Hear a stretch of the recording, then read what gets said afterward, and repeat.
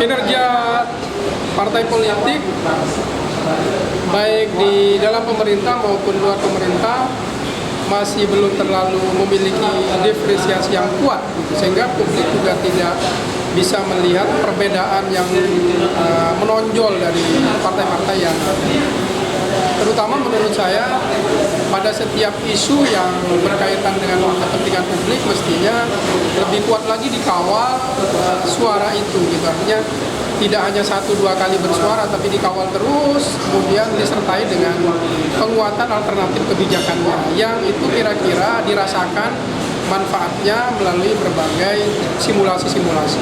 Sehingga misalnya seperti contoh penolakan PKS terhadap kenaikan BBM dan juga Partai Demokrat, dua partai yang di luar pemerintah. Memang bagus pada saat PKS walk out dari sidang itu dengan menyatakan penolakan, tapi suara para anggota dewan itu mestinya masing-masing pada berbagai komisi itu muncul gitu dengan berbagai kebijakan. Itu jadi seperti orang melakukan semacam tinju gitu, tidak hanya 1 kali pukulan tapi 2, 3, 4 dengan pukulan-pukulan ringan yang itu muncul di media.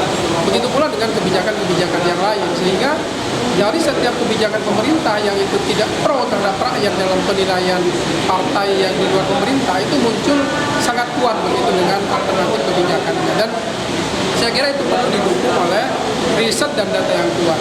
Nah, saya melihat satu hal lain barangkali ada yang tidak nyambung antara suara partai non pemerintah dengan suara masyarakat sipil yang itu bersuara juga mengkritisi pemerintah. Nah, saya pikir suara masyarakat sipil yang mengkritisi pemerintah itu juga perlu nyambung dengan suara partai politik yang juga tidak di dalam pemerintah, sehingga itu akan semakin kuat bunyinya dan ditangkap oleh publik sebagai satu kritik kebijakan terhadap pemerintah, sehingga ada daya yang kuat gitu.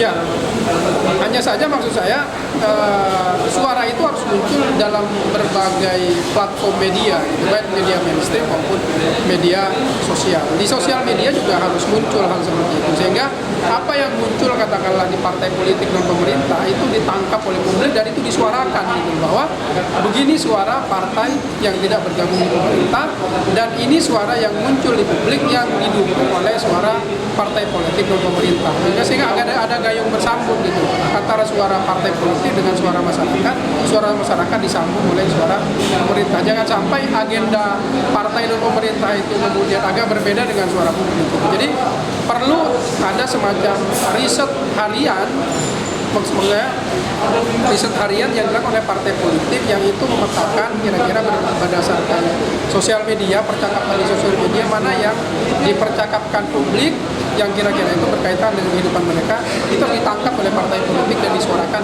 di parlemen.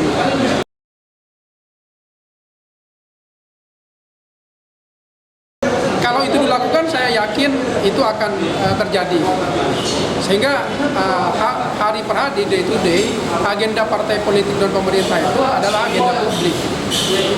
Agenda publik adalah agenda dari suara partai politik dan pemerintah.